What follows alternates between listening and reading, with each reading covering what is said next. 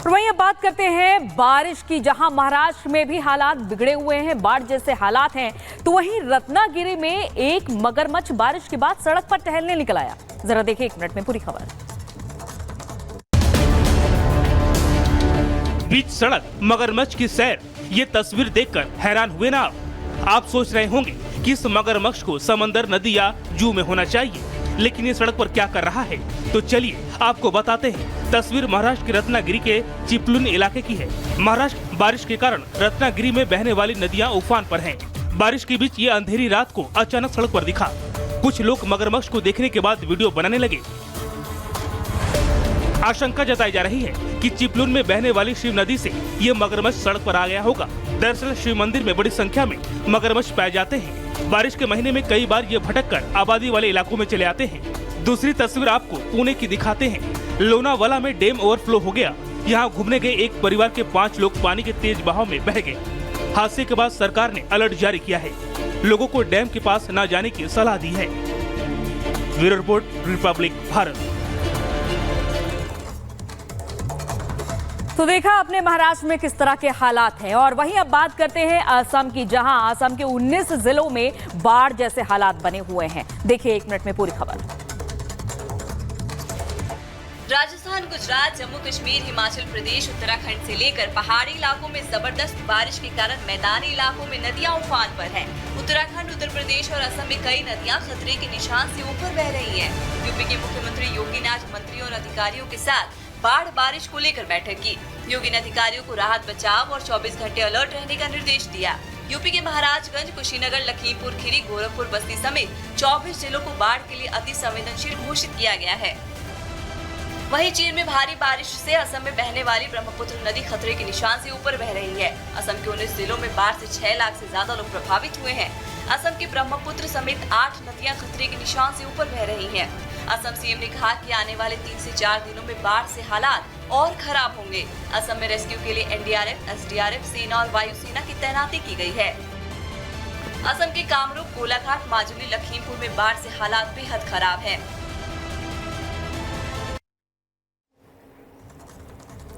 और इधर उत्तराखंड में कांवड़ यात्रा को लेकर तैयारियां पूरी कर ली गई हैं। देखिए 1 मिनट में पूरी खबर। जल्द ही पवित्र सावन महीने की शुरुआत होने वाली है। महादेव की सेना इस वक्त कांवड़ लेकर निकलती है। इसकी तैयारियां भी होने लगी है। कांवड़ यात्रा को लेकर उत्तराखंड सरकार और प्रशासन पूरी तरह से तैयारियों में जुट गया है।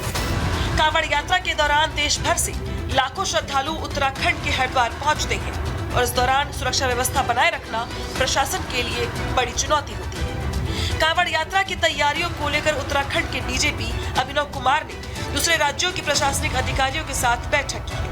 इस बैठक में 8 राज्यों के कई बड़े अधिकारी शामिल हुए थे। हाई लेवल बैठक में कांवड़ यात्रा से जुड़े सभी मुद्दों पर चर्चा हुई। वहीं कांवड़ यात्रा को लेकर इस साल क्या कुछ तैयारियां की जा रही हैं, इसे लेकर उत्तराखंड के डीजीपी अनुभव कुमार ने जानकारी दी है। देखिए, कांवड़ मेला हमारे लिए हर साल एक बहुत बड़ा धार्मिक आयोजन है और एक पुलिस के लिए कानून व्यवस्था बनाए रखने के लिए एक बहुत बड़ी चुनौती भी है। पाकिस्तान की आवाम जो कि दाने दाने की मोहताज है, पहले ही महंगाई की मार झेल रही है, लेकिन अब पाकिस्तान की सरकार ने इमरान खान से जुड़े नेताओं को लाखों के बिजली बिल भेजने शुरू कर दिए हैं। देखिए रिपोर्ट।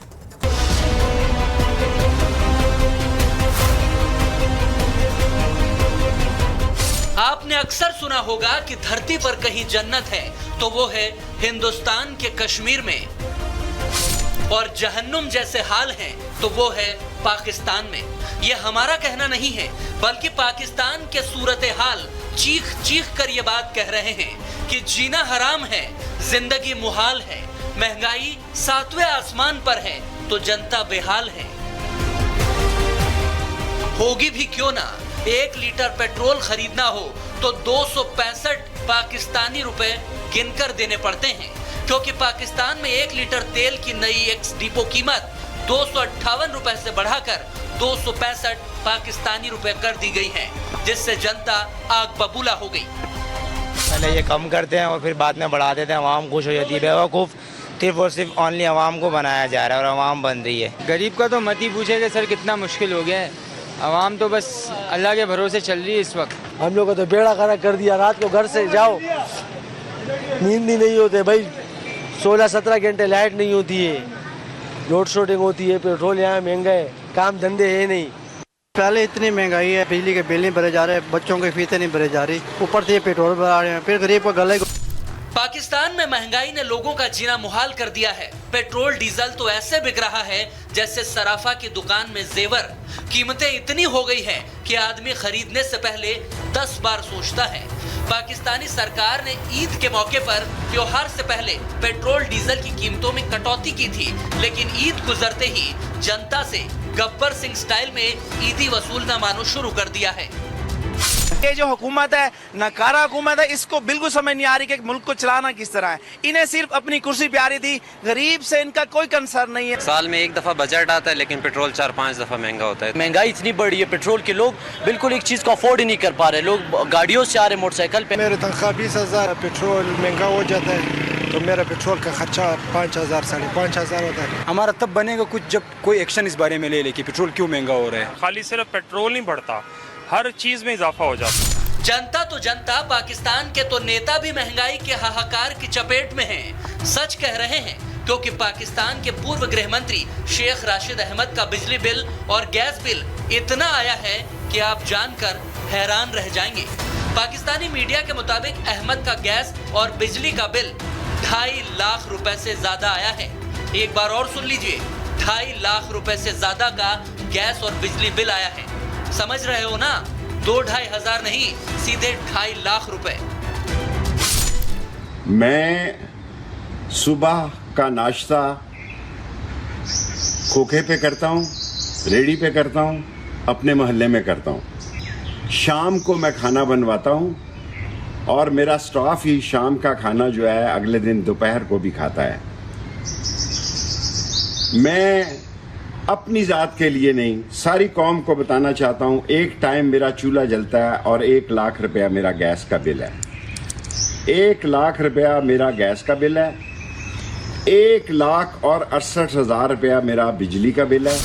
देख रहे हो विनोद, पाकिस्तानी कितनी आर्थिक तंगी से जूझ रहे हैं। वहाँ महंगाई चरम पर है, हालात बद से बदतर होते जा रहे हैं। इसका जिम्मेदार पूर्व गृह मंत्री शेख राशिद ने पाकिस्तान के पूर्व प्रधानमंत्री नवाज शरीफ को बताया है। वो कह रहे हैं नवाज लुटेरा है। ये वो लोग हैं, ये चोर डाकू लुटेरे जो सिर्फ अपने केस खत्म करने आए थे। इनको एहसास नहीं कि चूल्हा गरीब का बुझ रहा है, बुझ चुका है और इसके नतायज खौफनाक होंगे। वैसे तो कहां भारत और कहां पाकिस्तान, कोई तुलना ही नहीं है, लेकिन फिर भी पड़ोसी के नाते हालात समझने के लिए ही थोड़े आंकड़े जान लीजिए कि पाकिस्तान में 1 किलो गैस की कीमत 70 रुपए है और भारत में 56 रुपए। जहां पाकिस्तान में 1 किलो आटा 75 रुपए में मिल रहा है तो भारत में इसकी कीमत 25 रुपए है। पाकिस्तान में 1 लीटर पेट्रोल 265 रुपए का है तो भारत में 100 रुपए से भी कम का। अब इस मुल्क में फार्म 45 और 47 की लड़ाई नहीं है, गरीब के जिंदा रहने की जुस्तजू है।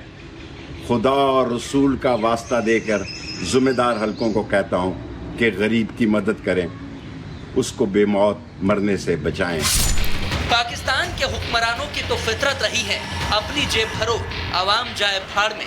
तभी तो एक साथ अपनी यात्रा शुरू करने वाले दोनों देश भारत और पाकिस्तान में अब जमीन आसमान का फर्क है।